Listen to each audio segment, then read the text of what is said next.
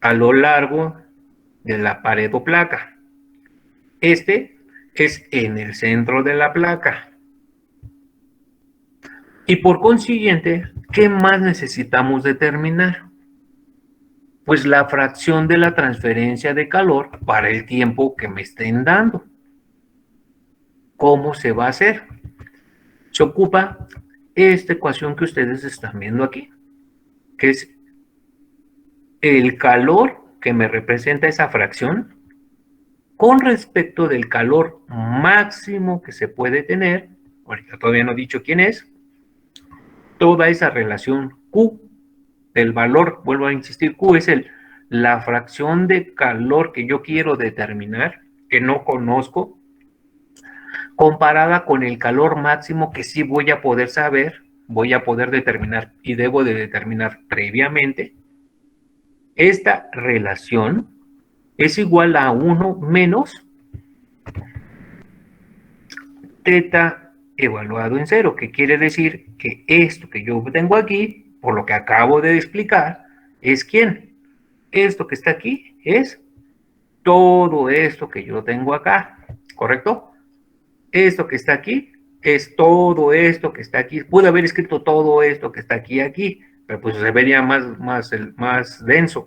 Entonces lo que se suele hacer, y así lo maneja el texto que estamos ocupando, es sustituir en esta parte nada más esta expresión, aquí, en corto, abreviada. Pero me debe de quedar claro que esto que está aquí es todo esto, o bien todo esto. Tienen que ser iguales, ¿por qué? Porque es una igualdad. Y me dice que todo esto está multiplicado por ¿quién? Por el seno de lambda 1 sobre lambda 1. ¿Correcto? ¿Hay alguna pregunta hasta aquí? Antes de que continúe, ojo, no he dicho nada de Q máxima, el calor máximo, no he dicho nada. Sin, es decir, a excepción de este término, con respecto de todo lo demás, ¿hay alguna pregunta, jóvenes? ¿Duda, comentario hasta aquí? Yo sí tengo una pequeña duda. Adelante, Es por favor. ¿por qué? Bueno, podría más bien repetir por qué se tenía que calcular el calor con respecto a teta. Este. Ah, Ajá. se calcula, bueno, esa es una solución ya, ¿eh? Primeramente, tenemos en cuenta que esto que estamos viendo es un resultado, pero que me ayuda a cuantificar cómo este parámetro, que es el calor que yo siempre quiero determinar, se va comportando, cómo se va a ir comportando este valor a través de su recorrido en la pared. Y este es el valor que tendría inicialmente en la pared. Toda esta parte que está la manita, toda esta manita, todo lo que está encerrando la manita, todo esto, es una parte fraccional. A ver, vamos a verlo así, fraccional. Toda esta parte fraccional, ven ustedes, se resta con respecto de la unidad. Quiere decir que si esto que yo tengo aquí valiera cero, no digo cómo, nada más estoy diciendo que si valiera cero, el calor sería igual al calor máximo. ¿Por qué? Porque este se despejaría y se multiplicaría por 1 y me quedaría que Q es igual a Q máxima. Pero no ocurre así porque este valor no va a alcanzar ese caso. Entonces siempre se le va a considerar que el calor fraccional es un calor menor al Q máximo, por la definición que estamos viendo aquí. Y el cero se considera porque es de donde nace el calor en su origen o en su inicio. ¿Sí? ¿Por ahí queda claro? ¿Ya no está por ahí? Bueno, esa Ah, sí, relación. profesor, gracias, perdón. Está bien, no, no te preocupes. Ahí está. Bueno, aquí también aparece, vean ustedes, lo que acabo de decir. ¿Quiénes son A1 y lambda 1? ¿De dónde lo sacamos? Lo que igual de donde lo acabo de indicar. Ojo, y me sigue quedando pendiente la Q máxima. Todavía no la digo. Esa guárdenmela. Esta. porque las tengo que decir en otro momento por otras circunstancias diferentes. No importa, el Q máximo hay una manera de determinarla muy fácil, pero que para poderlo explicar, no lo quiero hacer ahorita porque entonces me corro el riesgo de que empezar a revolver cosas que no son propias en este momento, por eso la estoy guardando. Bueno, esta sería la fórmula. Entonces, de todo esto que yo les acabo de mostrar, recuerden, se vuelve más preciso cuando el número de Fourier es mayor que 0.2, así como hicimos en el problema anterior. Bueno, los ejercicios del método anterior, del análisis de sistemas concentrados, que se calculaba el número de Biot, aquí también se calcula el número de Biot, por supuesto, pero aquí el parámetro de referencia es el número de Fourier. Se calcula el número de Fourier y se ve si se cumple esto. Entre más se cumpla esto, es mucho más preciso el resultado. ¿Correcto? Eso es lo que tendríamos ahí. Y detalles en esto que estamos viendo. La definición para calcular el número de Biot para esta situación en particular establece que la L es 2L, es decir, desde aquí hasta acá. Cuidado, ¿por qué? Porque luego es fuente de error considerar nada más L y dice, bueno, pues L es la distancia que hay de aquí a aquí, pero esta L que está aquí en realidad es 2L. ¿Sí queda claro lo que acabo de decir, jóvenes? Para que no se vaya a ver una confusión por ahí. Yo era más partidario de que esta L le hubiéramos puesto como una L con un asterisco para diferenciarla. También se puede hacer, y ya con eso se remedia todo, ¿no? Tengamos mucho cuidado. Voy a continuar si es que no hay alguna pregunta hasta aquí. ¿No? Bueno, voy a proseguir. Tengo ahora el caso de un cilindro muy largo, infinitamente largo, muy largo. Y bajo el mismo razonamiento que les acabo de explicar, tenemos, vean ustedes, se repite lo mismo, la distribución de temperaturas en cualquier punto, pero de forma radial. Aquí está, miren, el radio. Esta es la distribución de temperaturas. Me vuelven a aparecer aquí nuevamente. Voy a acercar aquí. Me aparece nuevamente A1 y lambda 1, que las voy a sacar nuevamente ¿de dónde? De la misma tabla que les acabo de mostrar, pero para el caso del cilindro. Quiere decir que esa tabla tiene para los tres casos, como lo vamos a ver ahorita. Aquí está, miren. Esta tabla 4.2, tiene para la pared, para el cilindro y para la esfera. Entonces, según sea el caso, de ahí voy a sacar la lambda 1 y la A1. Me regreso. Entonces, de ahí saco estos valores. Puedo nuevamente, aquí interviene nuevamente el número de Fourier, este que aparece aquí. Número de Fourier que ya acabo de explicar quién es, y aquí está nuevamente, para que no haya falla. Ahora, ¿qué tiene de diferente esto con respecto del caso anterior de la pared? Aquí me aparece un nuevo término, este que aparece con la letra J, esta es una letra J subíndice 0, J subíndice 0, se conoce como número de Bessel, ¿correcto? Número de Bessel, este que yo tengo aquí, y aquí aparece la nota, miren, aquí lo pongo yo. Esto que está aquí, que me aparece aquí, como me aparece aquí también, son los argumentos, se llama argumentos del número de Bessel. Quiere decir que yo tengo que calcular primero lo que está aquí adentro, o sea, hago la multiplicación de lambda 1 por R entre R0, lo que me quede, ese valor lo voy a ocupar para obtener el valor del número de Bessel, o dependiendo del número de Bessel que le va a corresponder y que voy a encontrar en mi tabla 4.3. Esa tabla 4.3 también está vista en la parte de las tablas aquí, vean ustedes. En esta parte, aquí es donde yo voy a extraer la parte del argumento. Ahorita no me tengo que preocupar mucho por ver otras cosas porque lo vamos a hacer después con cuentas, ¿correcto? Ahorita lo que me interesa en esta etapa es que yo entienda las variables. Esta que me aparece aquí va a ser, por decirlo así, como que mi número de Biot, este. Y obviamente para esto yo voy a encontrar diferentes valores, pero además van a depender del argumento que yo encuentre para los números de Bessel, que pueden ser de diferentes tipos. Los números de Bessel son números complementarios para las soluciones en series. Esa es una consideración de tipo matemática. Y los números de Bessel, como ustedes pueden ver, esta J subíndice 0, los números que me aparecen aquí y aquí se les llama orden, el orden del número de Bessel. De tal manera que yo aquí tengo el número de Bessel de orden 0 y el número de Bessel de orden 1, ¿correcto?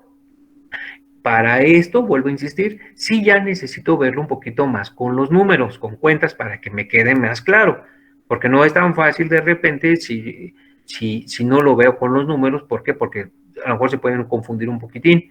Entonces, lo único que hago es tomar de ahí el número de Bessel, lo extraigo y lo pongo en el argumento para que lo pueda multiplicar y con él obtener el valor que le corresponda. Ya lo vamos a hacer en su momento. Bueno, de esta tabla es de donde yo voy a extraer el número de Bessel que le corresponda. Bueno, decía yo, ya después eso lo vamos a ver. ¿Por qué? Porque si no, de otra manera, pues ahorita nos enredaríamos, ¿no? Bueno, me regreso. Aquí estoy. Entonces, de ahí ya sé de dónde va a salir este valor que me aparece aquí. Bueno, estas partes de los argumentos. Y luego también, igual que como comenté hace un momento, la temperatura en el centro del cilindro, aquí está el cilindro, este es el centro. Si yo la quiero conocer, pues voy a ocupar esta ecuación que yo tengo aquí, que está más reducida. Véanla ustedes. Está más reducida. Y obviamente, si quiero calcular después la fracción de la transferencia de calor para el tiempo dado, veo que tengo otra ecuación parecida como la que vi hace un momento, donde depende nuevamente de la Q máxima, que también no acabo de decir. Ojo, esa la estoy dejando hasta el final. Esta. Me doy cuenta que aquí, en el argumento de todo lo que yo tengo acá, dice que es 2 veces, ¿quién? La distribución de temperaturas en el centro. Esto que yo tengo aquí es la distribución de temperaturas en el centro. Todo esto es esto. Y todo esto, pues es este que está aquí. Aquí, vean ustedes, aquí yo tengo el orden, el número de Bessel de orden 1. Número de Bessel de orden 1. Y obviamente, pues es en esta parte donde yo voy a ocupar, pues ya tendré yo que ocuparlo en términos de los valores que voy a involucrar a la hora de sacar las cuentas. ¿Correcto? ¿Hay alguna pregunta respecto de las variables que aparecen en esta diapositiva? ¿O habrá alguna variable que yo no haya mencionado?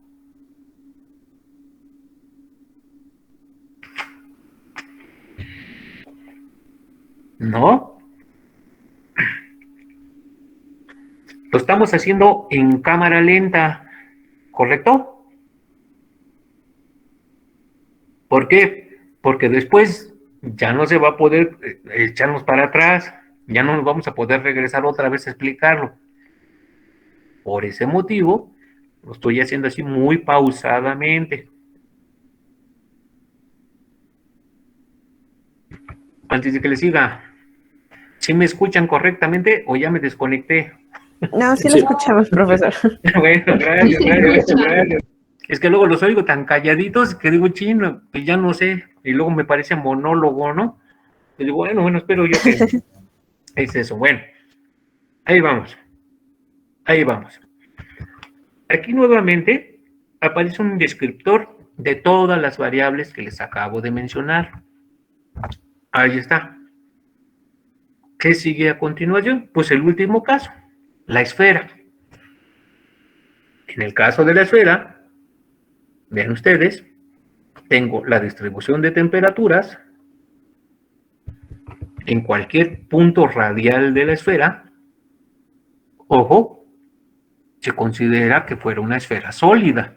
No es una esfera hueca, es una esfera sólida. Entonces, este es el valor de la distribución de la temperatura en cualquier posición radial de la esfera. Aquí está la parte que se tendría que hacer en las cuentas. Aquí está. Esta sería cómo calcularía la distribución de temperaturas en el tiempo para el calor de la esfera en el centro. Aquí está, por eso ya tengo T de 0. Todo esto se convierte en T de 0 y obviamente, si se dan cuenta, todo esto desaparece cuando estoy en el centro y me queda esto.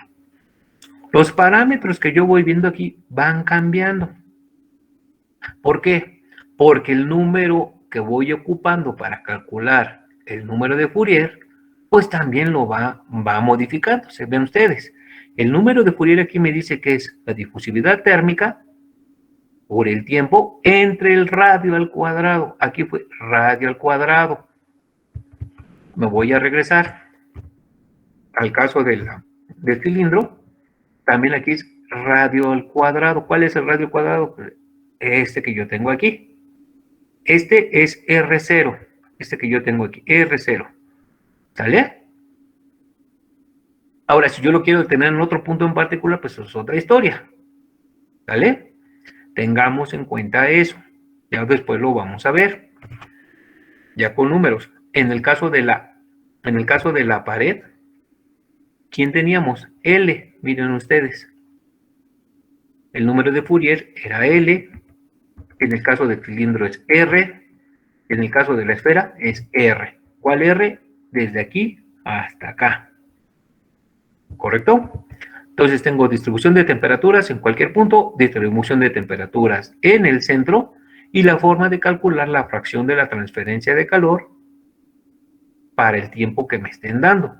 Aquí vuelvo a ver nuevamente que ahora me aparece el número 3 multiplicado por la distribución de temperaturas en el centro, ya sea de esta manera o de esta manera, que va a ir aquí, y tengo las relaciones de diferencias en el seno de lambda 1 menos 1 por el coseno de lambda 1 sobre lambda 1 al cubo.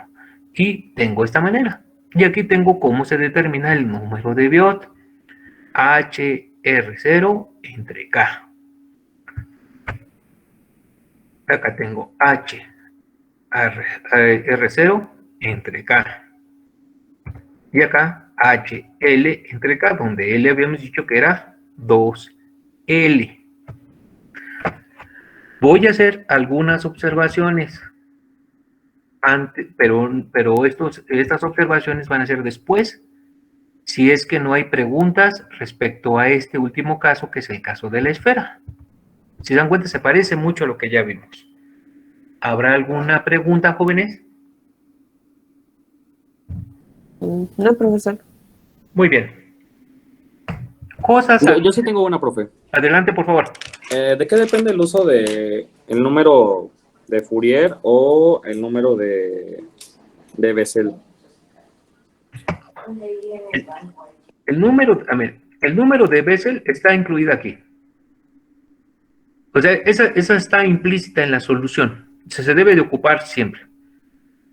Pero habíamos dicho que el número de Fourier en este método es diferente con respecto del método que ocupábamos en el análisis de sistemas de concentrados, donde se ocupaba como parámetro de referencia el número de Biot. Aquí el número de Bessel forma parte de la solución. ¿Correcto? ¿Por ahí? Sí, sí. Muy bien. ¿Alguien más por ahí? ¿Podría ¿Preguntas, dudas? repetirlo? ¿Preguntas, dudas? Porque se me trabó un poquito mi internet.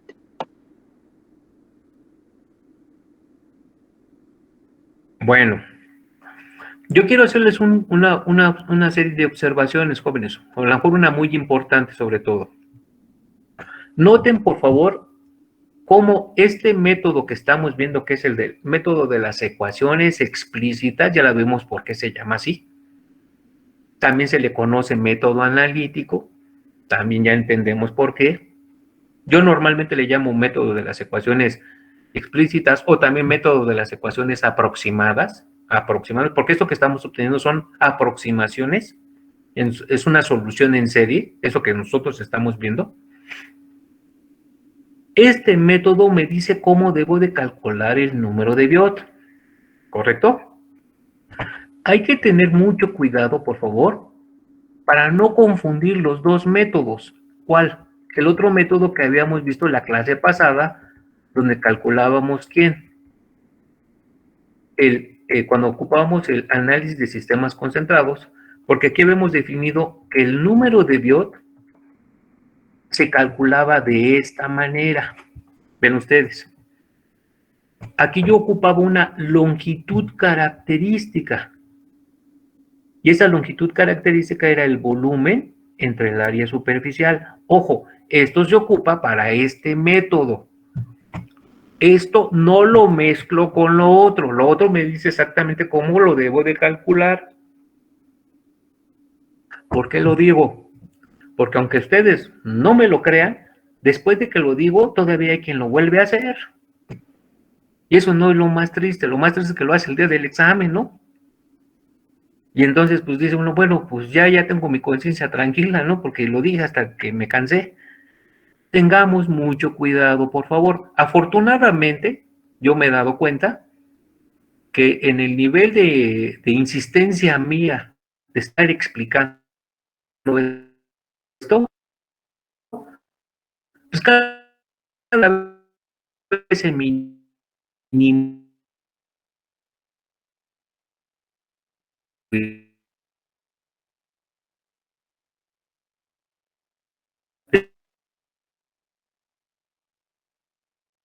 aproximadas, pues me dice cómo lo debo de calcular. O sea, no.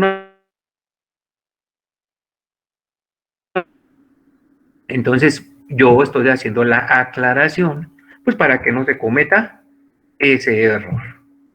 ¿Vale? Bueno, hasta aquí íbamos. Hasta aquí íbamos. El asunto es que me quedaba pendiente algo. Me quedaba pendiente algo. Ese algo justamente es el que me tendría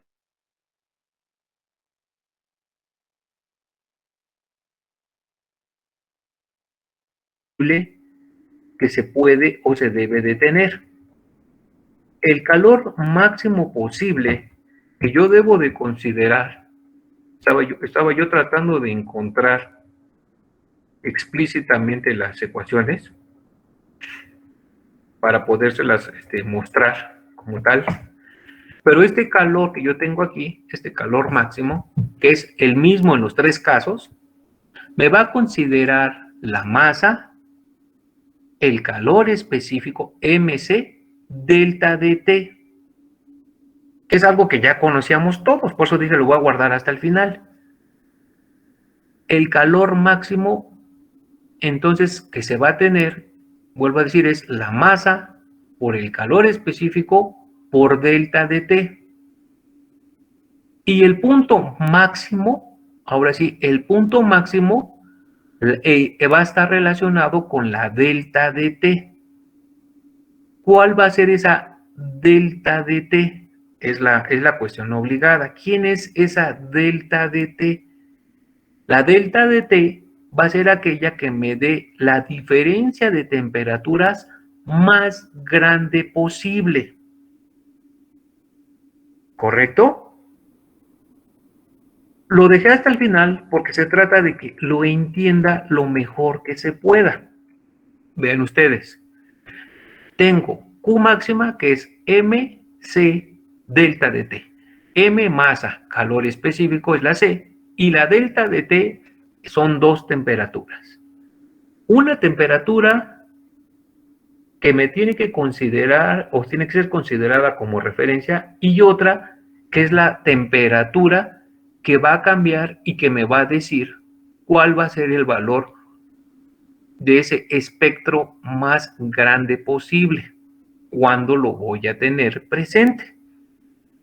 Yo voy a tener, en tal caso, que dependiendo de la temperatura en cuestión que esté evaluando, la delta de T más grande, pues tendría que estar tomando en consideración la temperatura, por ejemplo, inicial. Esa sería mi referencia inicial, de ahí partió. Si a esa yo le resto la temperatura más grande posible, entonces voy a tener la delta de T más grande.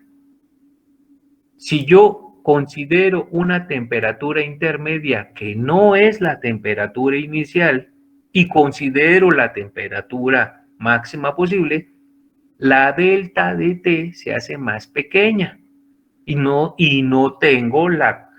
estaría obteniendo la diferencia de temperaturas más grande.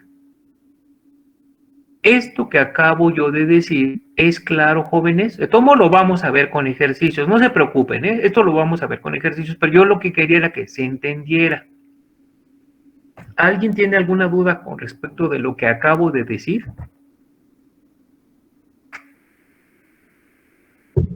Muy bien. Excelente. Excelente.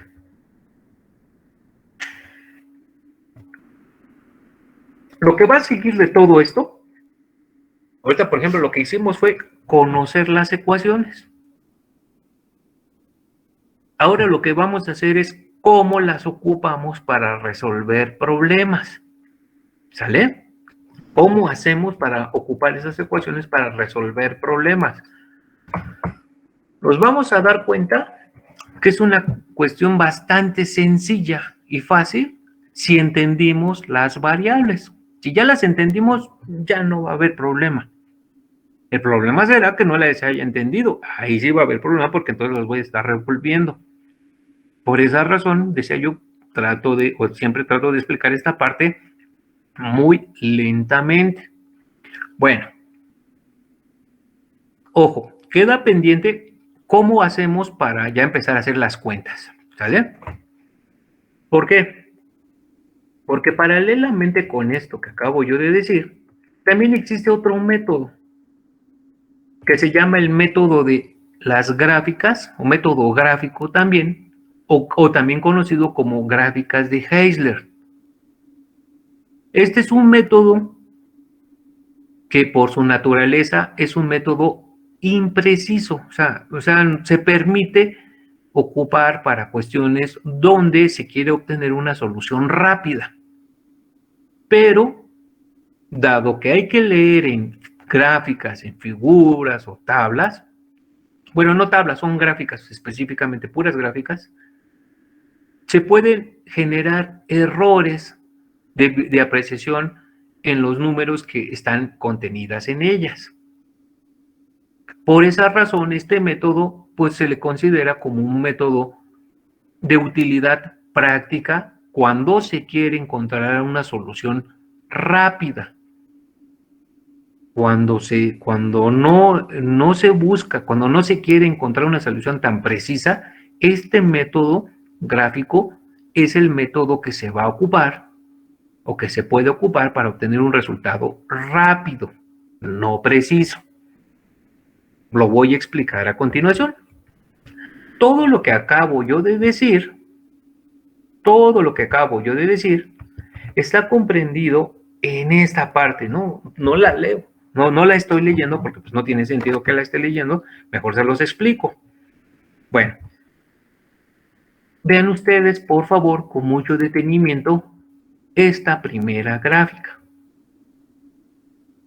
Si ustedes se dan cuenta, esta parte que yo tengo aquí, ya la vimos hace un ratito.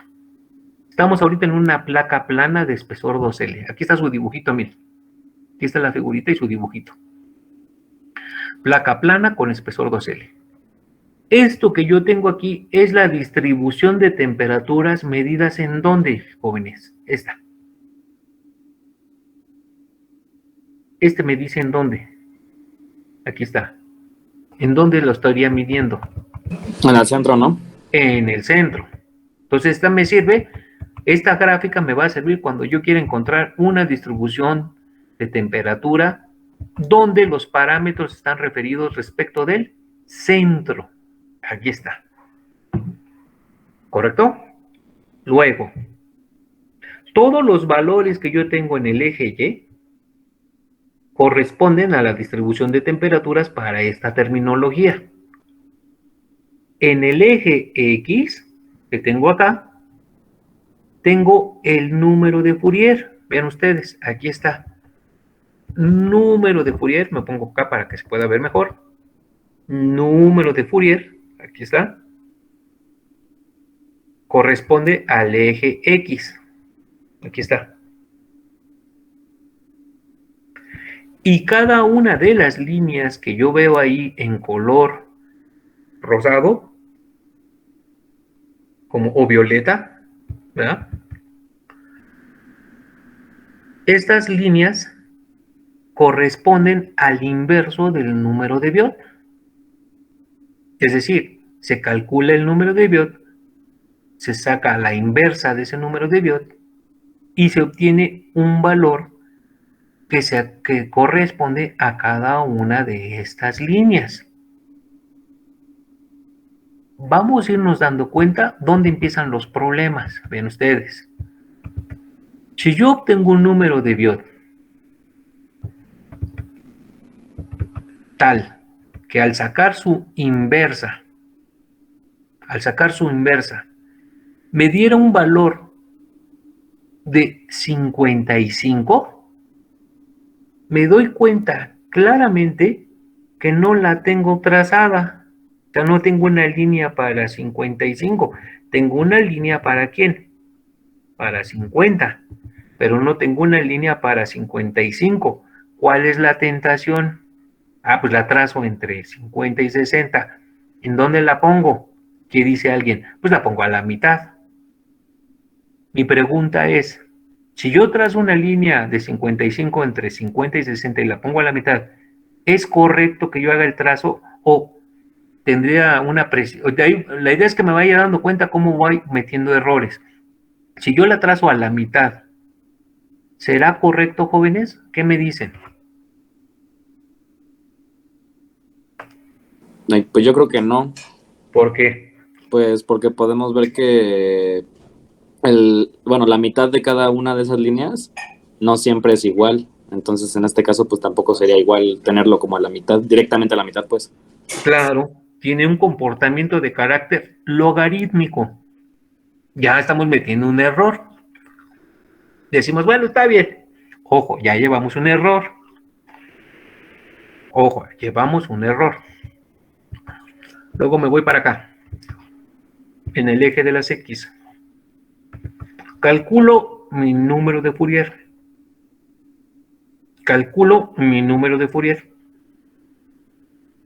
Y me resulta que el número de Fourier me da, por ejemplo, un valor de 27. Digo, bueno, 27, yo aquí tengo 26. Digo 26, 27, 28, 29, 30, 27. Pues es este, aquí está bien. Perfecto, no hubo problema. No, pues que me da 28. Entonces aquí está, no me falla. Pero ¿qué tal si me da 28.5? Pues tiene que estar aquí a la mitad. Bueno, digo, no hay problema, pues a lo mejor, como son este tipo de divisiones, pues a lo mejor todavía me da permiso de hacer ese tipo de cuestiones. ¿Por qué? Porque estoy viendo las divisiones que tengo aquí. El problema sería cuando me empiezo a mover a la derecha. Vean ustedes cómo tengo aquí 26 a 30, de 30 a 50, de 50 a 70, de 70 a 100. Ya no tengo la misma escala.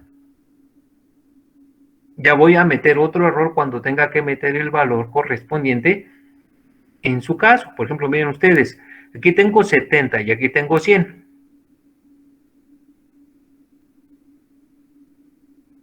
Si me doy cuenta, esta valdría 5, 5, 5. Para que se fueran, aquí serían 80, 90, 100.